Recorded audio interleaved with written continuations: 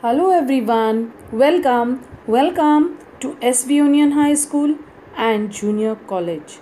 Our subject today will be Geography Standard 7. We shall continue with chapter number 7, Soil. So, this is our part 2. In the last part of our video, we discussed the factors necessary for soil formation and we also studied how vermicompost is prepared. We also learnt about how soil is formed. Now let us continue with the lesson. We have studied that soil is one of our valuable natural resource which we get from the Mother Earth, and man learnt slow and steadily how to make use of soil. We all know plants are an important component of living world on the earth. We are directly or indirectly depending on plants for our various basic needs. And plants need good quality of soil to grow. It can be seen that regions having abundant fertile soil have abundant vegetation. For example, equatorial regions.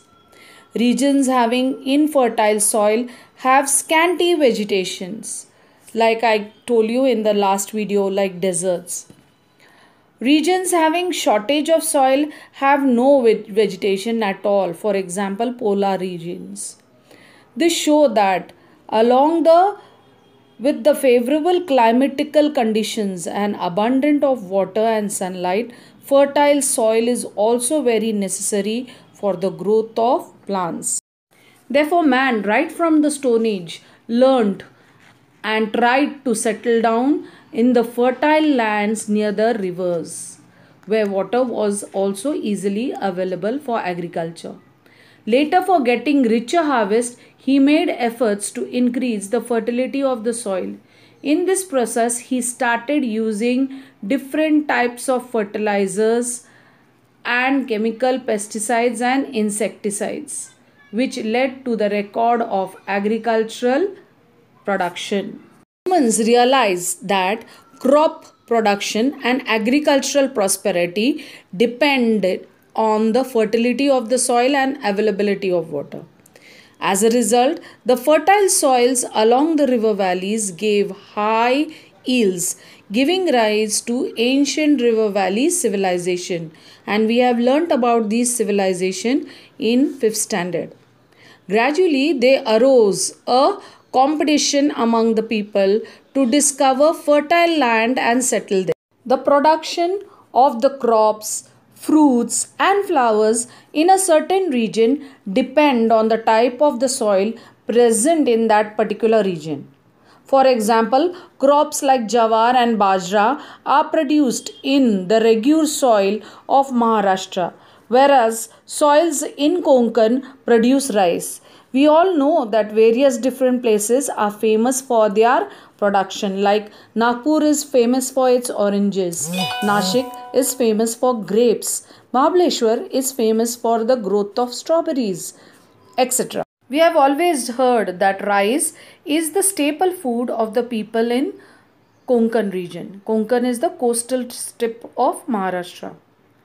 Why? Because fertile alluvial soil is very best for the cultivation of rice. The soil in the Konkan area has good water holding capacity, and hence rice is the staple food of the in the diet of the people from Konkan. Soil acts as a medium of nutrition for plants, and hence it is important for us to know about the proportion of various ingredients of soil in order to determine the suitability of soil for a particular crop. For example, regular soil is suitable for jawar. The farmer has to know the suitability of the soil, and for this purpose, the proportion of various ingredients in the soil can be determined through soil testing done in the soil testing laboratories. Such laboratories are available in various district level places. Samples of surfaces of soil from different areas of the district are collected in these laboratories. These samples are dried in an open space under a shade for 8 to 10 days and then they are shifted through a sieve. Different tests are conducted on these soil samples to determine its suitability for a particular crop. Certain soil are best suited for only a certain type of crops. As a result, the production of that crop becomes the specialty of that soil and consequently of that area. Such crops are given the status of geographic indication. As I told you before, that various fruits and crops are specialties of some places, like Nagpur, oranges from Nagpur, grapes from Nashik, Hapus mangoes from Sindhudurg, custard apples from Beed. Then we have good crop yield of jawar and bajra from the regular soil of Maharashtra plateau, while the soil in Konkan, Kerala, Tamil Nadu and Karnataka region produce rice. In Madhya Pradesh, potato is cultivated in the region where the soil are well drained, and the local agricultural produce determines the staple diet of that region. Some regions where soil are not arable, they have to fulfill their requirements through import. For example, countries like Saudi Arabia, Qatar, Oman, etc. fulfill their needs and requirements by importing food from China, India and USA. At the same time, the regions where soil are fertile can be self-reliant as far as food production is concerned, and hence human settlement gets concentrated in such areas. Agro-based industries flourish in such areas, and later, for example, sugar factories develop in sugarcane producing areas. Fruit processing industries develop in the areas of fruit production, etc. These regions later on show the signs of development. Let us observe the above map of Maharashtra and try to answer the questions that are given in our textbook. Which soil occupies most of the area in Maharashtra? Black soil or regular soil? In which area are laterite soil found? Laterite soil are found in Raigad, Ratnagiri, Sindhudurg and some parts of Gadchiroli. Which soil is found in the parts of Sahyadri ranges? In Sahyadri ranges we find yellow, brown soil. In which region is alluvial soil found? Mumbai, Sundarban district, Mumbai city district are the places where alluvial soil are found. Which soil is found in the river valley of Maharashtra? Fertile alluvial soil is found in the river valley of Maharashtra. Based on its color, texture, formation, processes, thickness of the layer, etc., the various types of soil can be differentiated in the various 5 major types of soil in Maharashtra. So let us study all these different types of soil in Maharashtra. The first one is the coarse soil. It is formed as a result of weathering of low rainfall, and it can be found in the hilltops of the western part of the plateau, for example Ajanta, Balaghat and Mahadev hills. The proportion of humus is negligible in this type of soil. The next is the regular or the black soil.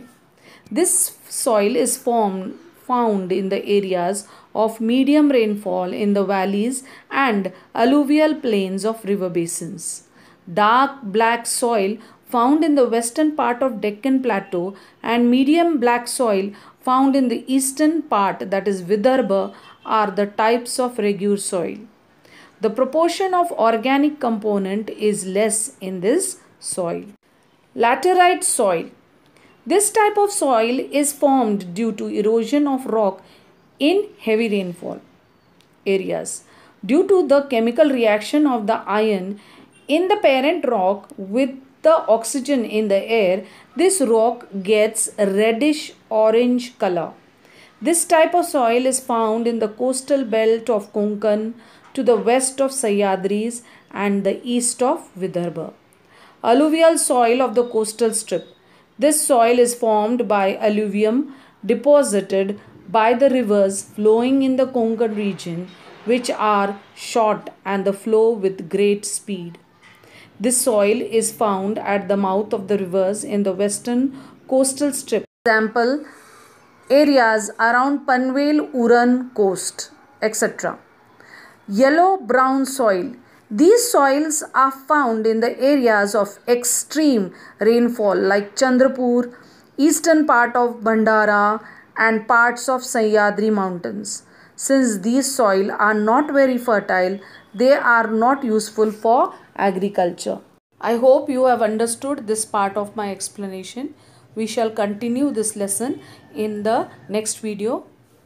We will be learning about soil erosion and degradation of soil and soil conservation in our next part. Thank you and please take care of yourself.